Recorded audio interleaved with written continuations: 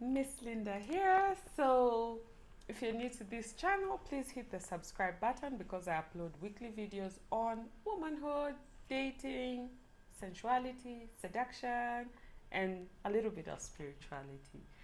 So, today I want to talk about something around relationships. Yeah, and I grew up seeing a lot of painful relationships around me, family, relatives, and it was always a question of women being in deep emotional turmoil, chasing their husband's love, and then the men always just never reciprocating their love. So it was really very, very dysfunctional. So for me, I had comments or statements like, once you get married, like a man will always chase you. And then once he gets you and you're married, it's now you as a woman to start chasing his love. I had comments like, oh, don't be too successful because you'll intimidate a man. I had comments like, it's a woman's responsibility to make sure the marriage works. Like, I had so many toxic statements that I carried them deep in my heart. And then I also remember a comment around, oh, never start off with a man, or men always, actually, the thing was, once you get older, a man will always leave you for a younger woman. I had no idea just how much these statements impacted me. I approached my marriage from a lot of fear. A lot of fear, because in my heart, I always felt, oh my God, my husband is going to leave me when I reach a certain age. I always felt, okay, so let me not be too successful, because if I'm successful, I'll intimidate him. So I really had this wall around me. And of course, it hurt our marriage. I never did any inner work. In fact, I'm here thinking premarital counseling. I think, honestly, there is a big, big opportunity for premarital counseling to be handled in a better way. And maybe it's not even at the point of premarital counseling. Maybe as women, we need to go back to this whole rites of passage thing. But it shouldn't be done the way it's currently being done, where when you go for some of these sessions, it's around submission, but submission in the wrong way. Submitting out of fear instead of out of love. And the fact that I never really did inner work, I honestly had no idea there was something like inner work until like 3 years ago. And by that time, my marriage was like already deteriorating. And it did until the point where I left 6 months ago. So the thing is, I've come to realize what we see growing up, the things we hear growing up, have a huge impact in terms of how we process our relationships. In my case, I processed my marriage from a point of fear. So I was always scared. And from that scared mindset, I didn't realize just how much I feared this whole love thing. Yes, I was married, but I was approaching communication the wrong way. Like, yes, if something as simple like maybe he'd want to go and hang out with his friends, I'd misinterpret it as he's pulling away, he's pulling away, he's pulling away. So fear, fear comes in so many ways. And I thought I should come here and talk about it because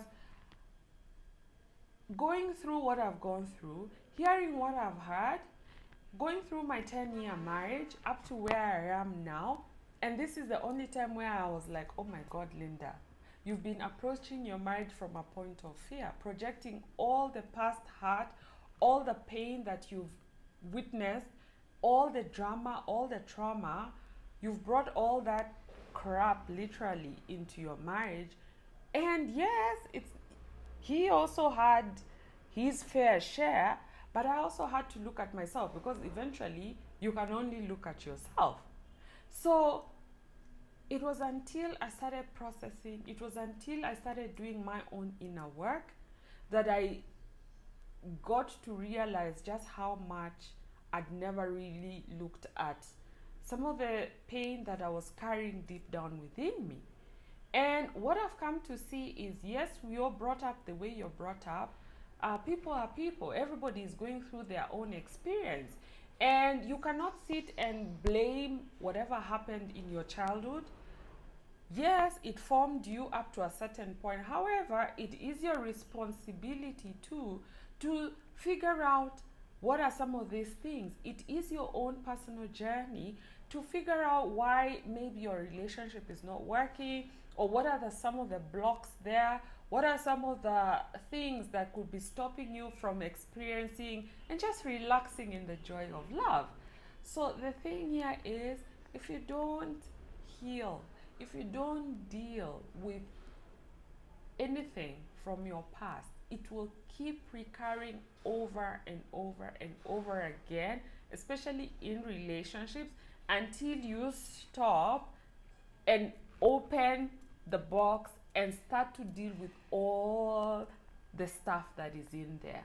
Because remember, we accumulate so much stuff as we grow up. And some of these things, some of these comments, some of these statements, even if you heard it from maybe your parents, it didn't start with them. They probably heard from their parents' parents. Like, some of these things are generational. And when they talk about generational trauma, this is what generational trauma is. It's not some devil shit like the way people look at it, like, oh, generational curses, generational trauma. No. I've come to realize that generational trauma is you adopting the same toxic, negative mindset that's kept people in your family stuck on a certain level. So for instance, if it's like relationships, if maybe you grew up hearing that men always leave their wives for younger wives, that's the thing that's in your mind. So even if you get married, you expect that your man is going to leave you. So unless you at some point realize that that's not true, unless you do your own inner work, unless you also raise your self-esteem, raise your self-worth, to get to know that, you know what, I am worthy of being with a man, whether I'm 60 or 100. I don't have to look a certain way to be worthy of love. Until you start to process some of these things you grew up hearing and decide to move differently. In this case, decide to want to become healthier in love. Decide that you want healthier love. Until you make that decision that you don't want whatever happened in your past to dictate your future, chances are you'll keep reliving the same old patterns that have existed in your family through and through. Yeah? So let me know, what are some of the areas that you feel that are blocking you? So subscribe to my channel, and if you're looking to work with me, check out the details below. Bye for now.